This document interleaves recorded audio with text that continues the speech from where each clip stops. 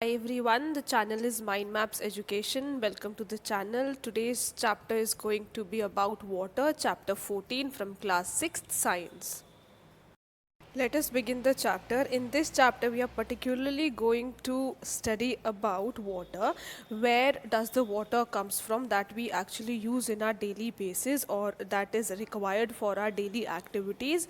Next is what is the amount of daily consumption of water, मतलब कि हम लगभग कितना परसेंट ऑफ वाटर जो है अपनी डेली क्लेनलीनेस या डेली एक्टिविटीज़ पे इस्तेमाल करते हैं, रिक्वायर करते हैं या हम वेस्ट करते हैं, right? So this is all about the chapter is so basically क्या होता है, जो वाटर है, जो हमारा अर्थ है, उसका जो 2/3 पोर्शन है वो किससे कवर्ड है? It is covered with water only. But the major point is कि जो वाटर है ये ज़्यादातर किसकी उसमें प्रेजेंट है? It is in present in the form of ocean water, sea water, which is saline in nature. Saline बोले तो सॉल्टी इन नेचर, ठीक है? तो सलाइन क्या हो जाएगा? Salty in nature. अब द थिंग इज़ कि जो हमारे घर में जो पानी आता है, जो हम जनरली यूज़ करते हैं, जिसका जो मीडियम है वो कहीं से भी आ सकता है, राइट? उसे हम या तो ड्रॉ कर से या हैंड पम्प से या वेल से, या हम एक कॉमन पॉइंट हो सकता है जहाँ पे हमारा सप्लाई का पानी आता हो. Then we can also draw it from taps, ठीक है? जैसे मेट्रोपॉलिटन जो हमारी जो सिटीज़ है वहाँ पे under water underground pipe system होता है. Then we also got submersible, ठीक है, जहाँ से हम अंडरग्राउंड वाटर को ड्रॉ करते हैं. So here we are dealing with कि बहुत तरीके हैं टू ड्रॉ वाटर.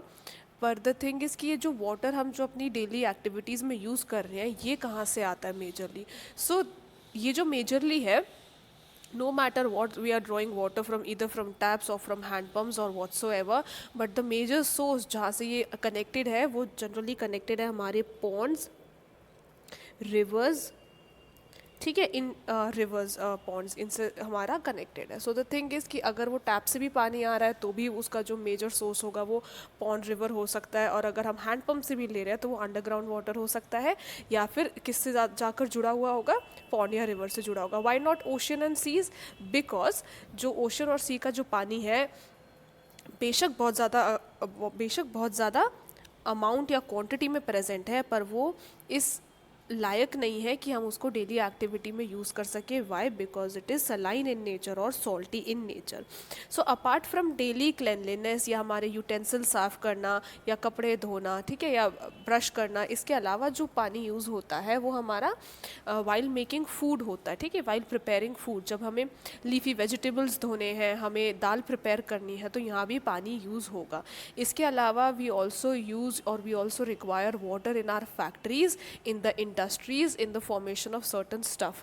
जैसे कि if we want to make paper तो वहाँ भी पानी की ज़रूरत होगी. If we want to have chips in the industry तो वहाँ तो हर जगह हर एक टाइप की industry will be requiring large amount of water. So ये सारी चीज़ें कहाँ से पूरी हो रही हैं? रिवर एंड पॉन्ड से पूरी हो रही है, ठीक है? River, spring, Pond's.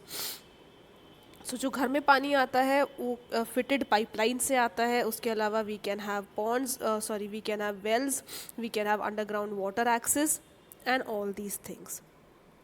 ये हम बात कर चुके हैं कि पानी कहाँ से आता है. ये हम बात कर चुके हैं कि 2/3 of the major portion of the earth is covered with water, by which means by ocean and seas. Now the ocean and seas water is actually saline in nature, so we cannot actually access that water in the natural way.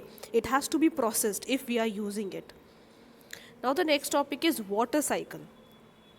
आपने ये चीज़ notice करी होगी कि जब कभी बारिश होती है या कहीं पर पानी गिर जाता है या हमने कपड़े भी सुखाए हैं जो गीले होते हैं, वहाँ से चीज़ें, जो पानी है वो सूख जाता है, ठीक है? अगर छत पे बारिश हुई है और अगर पानी इकट्ठा हो रखा है तो इट विल गेट इवेपोरेटेड, वो सूख जाएगा, रूफ टॉप सूख जाएगा. देन हमारे जो गीले कपड़े हैं वो भी सूख जाएंगे. जो कहीं अगर हमने पानी गिराया था तो वो भी स्पॉट हट जाएगा. ये पॉसिबल कैसे है?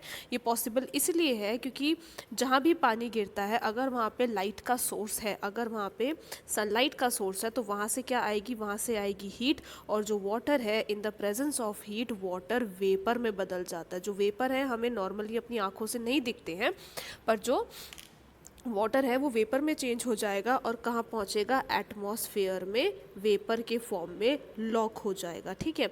अब जब ये ज़्यादा हैवी हो जाएगा, ठीक है, जब बहुत सारा vapour will be present in the environment, तो ह्यूमिडिटी क्रिएट होगी जिसे हम चिपचिपा मौसम भी कहते हैं, और वहाँ से फिर बारिश बनकर आएगी। तो अब दोबारा एटमॉस्फेयर में वेपर के रूप में लॉक्ड थे, किस में, क्लाउड्स में, और अब ये जाकर दोबारा बारिश के रूप में नीचे आएगी, जो कि हमें रेनफॉल होती है। रेनफॉल किसके उसमें होगी, it will be in the form of water, and फिर से पानी नीचे गिरेगा, फिर से हीट होगा, फिर से वेपर आएगी। तो इस चीज़ को हम कहते हैं वाटर साइकिल, ठीक है। वाटर साइकिल बोले तो जितना amount of water was evaporated due to the presence of sunlight will get back to the earth or will get back to the ground in the form of rainfall, and this process is known as water cycle. उसके अलावा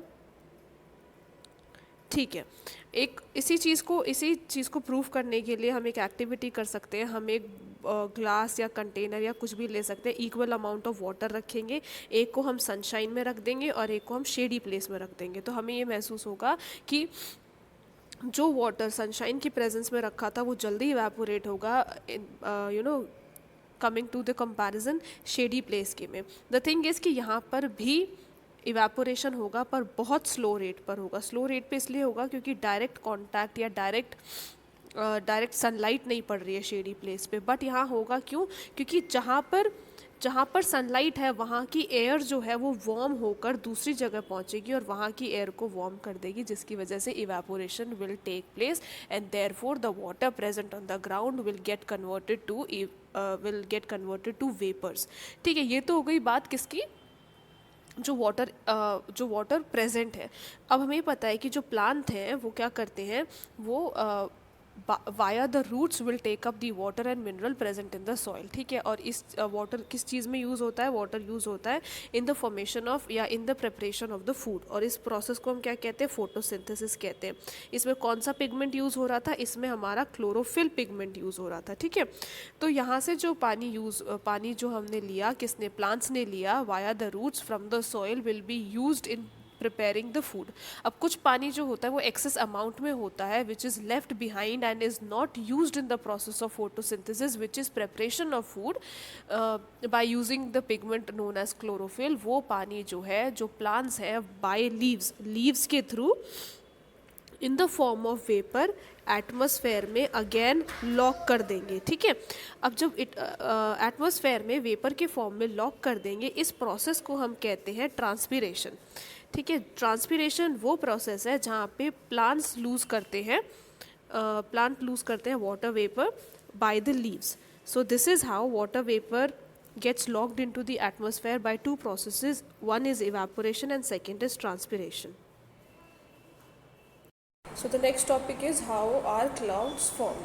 In order to understand the formation of cloud, one must have to understand the activity. The activity is something कि हमने एक glass पानी ले लिया, या हमने क्या किया, हमने ग्लास में आइस डाल दी। ठीक है, आइस डालने के बाद थोड़ी देर बाद वी विल नोटिस कि ग्लास के बाहर की तरफ जो कुछ ड्रॉपलेट्स ऑफ वाटर आ गई है। ठीक है, अब ये ड्रॉपलेट ऑफ वाटर कहाँ से आई, ये वहाँ से आई कि जब हवा जो है आसपास जब चल रही है, तो जब इस ठंडे कंटेनर से या टम्बलर से या ग्लास से जब टकराती है तो यहाँ पर कंडेंस हो जाती है। क्यों, क्योंकि अंदर आइस है, आइस जो है, आइस की ठंडक बाहर तक आएगी और ये जो हवा चल रही है वो यहाँ पर टकराकर कंडेंस हो जाएगी। हमने पढ़ा था हवा में क्या है, वेपर है। वेपर कैसे आया, नॉर्मल पानी से जब इवापोरेशन हुआ, किसकी प्रेजेंस में, हीट की प्रेजेंस में, तो वेपर आया। वेपर कहाँ लॉक हो गया, एटमॉस्फेयर की एयर में हो गया। अब इस एयर में क्या है, वेपर्स है। अब जब वेपर्स जो हैं इस ग्लास से टकराएंगे तो यहाँ पर ये ड्रॉपलेट में बदल जाएंगे। मतलब कि वाटर से वेपर का कन्वर्जन होता है इवापोरेशन, और वेपर से वाटर ड्रॉपलेट का कन्वर्जन होता है कंडेंसेशन। ठीक है, इन दोनों में फ़र्क है। अब ये जो प्रोसेस है हमारा कंडेंसेशन, ये इम्पॉर्टेंट पार्ट है जहाँ से हमारा क्लाउड फॉर्मेशन होता है। कैसे होता है कि हमने देखा था वाटर साइकिल के टाइम पे जब हीट आती है सनलाइट से, तो जो सोर्स ऑफ वाटर है जहाँ भी, वहाँ से कुछ अमाउंट ऑफ वाटर जो है वो इवापोरेट होकर ट्रांसफ़र हो जाता है वेपर्स में। वेपर्स कहाँ जाते हैं? ऊपर के एटमॉस्फेयर में जाकर लॉक हो जाते हैं। अब जैसे जैसे हम ऊपर चलते जाएंगे, मतलब कि जैसे जैसे हाइट पे जाते जाएंगे, वहाँ with the time we will notice कि जो हवा है वो ठंडी होती जा रही है। ठीक है, जितनी ऊपर जाएंगे उतनी ज़्यादा हवा जो है वो बहुत ज़्यादा कूल हो जाएगी। जस्ट हमने अभी पढ़ा कि जहाँ पे कूलनेस आ जाती है वहाँ पे वाटर वेपर किस में चेंज हो जाते हैं? वाटर ड्रॉपलेट्स में चेंज हो जाते हैं। ठीक है, वाटर ड्रॉपलेट्स में जब ये वेपर चेंज हो जाएंगे हवा के ठंडे होने के कारण, हाइट पे पहुँचने के कारण, तो ये हमें किस तरीके से दिखते हैं? ये हमें क्लाउड्स की तरीके से दिखते हैं। ठीक है, अब ये जो हमारे वाटर वेपर है जो वाटर ड्रॉपलेट्स में चेंज हो गए हैं by the process known as condensation, तो ये जो है हमारी क्लाउड फॉर्मेशन बना लेंगे। ठीक है, अब क्लाउड फॉर्मेशन में क्या होगा? जब ये ज़्यादा हैवी हो जाएंगे, जब यहाँ पे बहुत ज़्यादा वाटर ड्रॉपलेट प्रेजेंट हो जाएगा तो ये क्लाउड जो है वो बहुत ज़्यादा हैवी हो जाएगा, और बहुत सारे हैवी क्लाउड्स जो हैं आपस में एक बिगर क्लाउड बना लेंगे। और इसकी वजह से क्या होगा? हैवीनेस की वजह से ये जो वाटर ड्रॉपलेट्स हैं ये हैवीनेस की वजह से नीचे आने लगेंगी। नीचे कहाँ आएंगी? ग्राउंड पर आएंगी। किस फॉर्म में आएंगी? रेन ड्रॉप्स के फॉर्म में आएंगी। ठीक है, तो इस तरीके से रेन आती है या स्नो होती है या फिर हेल होती है। हेल स्टॉर्म सुना होगा आपने। सो the water which is present in the cloud in the form of water droplets will now come onto the ground, या will now come onto the earth surface in the form of rain, hello और snow. ठीक है, तो water cycle में और जो हमारा formation of cloud है वहाँ पर कौन कौन सा प्रोसेस यूज़ हुआ? बाय इवेपोरेशन, ट्रांसपीरेशन भी था क्योंकि वहाँ से एक और टाइप का हमारा इवेपोरेशन होता है जो सिर्फ प्लांट्स करते हैं, और फॉर्मेशन ऑफ द क्लाउड्स के लिए कंडेंसेशन हुआ। फाइनली यही अमाउंट ऑफ वाटर जो इवेपोरेट हुआ था वो ग्राउंड पे आया इन the form of rain, hello and snow. जो भी वाटर हमारा इवेपोरेट हुआ था, चाहे वो नॉर्मल इवेपोरेशन हो चाहे वो ट्रांसपिरेशन के थ्रू हो, जो भी वाटर सरफेस से इवेपोरेट हुआ था और इन द फॉर्म वापस आया था कहाँ पे? वापस आया था इन the form of rain, snow and hell. तो वो जो भी हमारी वाटर सप्लाई थी जो क्लाउड से आकर बरसी थी वो वापस जाएगी कहाँ कहाँ? वो वापस जाएगी मेजर वाटर बॉडीज़ में। मेजर वाटर बॉडीज़ जो कि हमारा ओशन होता है। ओशन कैसे लीड करेगा? जैसे हमारी रिवर्स जो हैं, पॉन्ड्स हैं, वाटरफॉल्स हैं, ठीक है, एस्चुरीज़ हैं, ये सारी कहाँ जाकर पहुँचती हैं? ओशन में पहुँचती हैं। तो जो मेजर सोर्स है वो हमारा ओशन होता है। वी नो दैट कि अगर किसी एरिया में पॉन्ड है या किसी एरिया में रिवर है तो जो भी रेनफॉल हुई थी वो सारा पानी कहाँ चला जाएगा? रिवर या पॉन्ड में चला जाएगा, जो इवेंचुअली कहाँ जाकर लीड करेंगी? ओशन में लीड करेंगी। तो जो मेजर चंक ऑफ वाटर है वो कहाँ जाकर पहुँचा? ओशन में जाकर पहुँचा। जो लैंड है जो विद वेजिटेशन है, जहाँ पे एग्रीकल्चर हो रहा है, जहाँ पे कच्चे घर हैं, तो वहाँ पे क्या होगा? जो पानी है वो एब्जॉर्ब हो जाएगा इन द सॉइल, और एब्जॉर्ब होते होते ग्राउंड लेवल या मतलब कि नीचे वाले लेवल पे जाकर इकट्ठा हो जाएगा। इस चीज़ को हम कहते हैं ग्राउंड वाटर। ये ग्राउंड वाटर वो वाटर है जैसे जहाँ when we use hand pump और when we have the access of water through wells, ठीक है, तो ये जो ग्राउंड वाटर है यही हमें मिलता है किससे? हैंड पंप से और सबमर्सिबल से और हमारे वेल से। ठीक है, अब ग्राउंड वाटर जो है वो बहुत ज़्यादा इम्पॉर्टेंट होता है। कई जगह ऐसा होता है जहाँ पर सब कुछ कंक्रीट का बना हुआ है, वेजिटेशन या सॉइल प्रेजेंट नहीं है, जिस वजह से क्या होगा? जो वाटर है जो in the form of rainfall आ रहा है वो हमारा ग्राउंड में एब्जॉर्ब नहीं हो पाएगा। तो इस जगह पे जो ग्राउंड वाटर लेवल है वो बहुत ज़्यादा कम होता है, एक बात। दूसरी बात, अगर इसी जगह पे और ज़्यादा हैंड पंप यूज़ हो जाएंगे तो इसका मतलब कि पहले ही लेवल बहुत कम है ग्राउंड वाटर का और उसके बावजूद we are using hand pump, जिसकी वजह से और डीप मतलब लोवेस्ट उस पर पहुँच जाता है, लेवल पे पहुँच जाता है हमारा ग्राउंड वाटर लेवल। ठीक है, जो कि एक अलार्मिंग स्टेट है। क्यों? क्योंकि पानी की कमी नेचुरली बहुत ज़्यादा हो रही है। First, due to the increasing demand of the water in so much areas we are dealing with, जैसे कि इंडस्ट्रीज, फैक्ट्रीज, अपना डेली एक्टिविटीज़, और दूसरा we are also wasting it like anything. ठीक है, सो ये जो फ्लोइंग वाटर है जो हमारा ग्राउंड वाटर में एब्जॉर्ब हो रहा है या फिर via ponds and rivers connect कर रहा है ओशन में, from land to this is said to have the water cycle. So ये जो हमारा कॉन्टीन्यूस रेगुलेशन है और water between ocean and land, इसको हम कहते हैं वाटर साइकिल। ठीक है, next is what happens if the rains heavily, if it rains heavily, जैसे कि आप सुनते होंगे आए दिनों में मानसून सीजन में, when we hear the news और listen to it, we get to know कि बहुत सारी जगह पे बाढ़ आ रखी है, फ्लड आ रखा है, right. Why is that happens?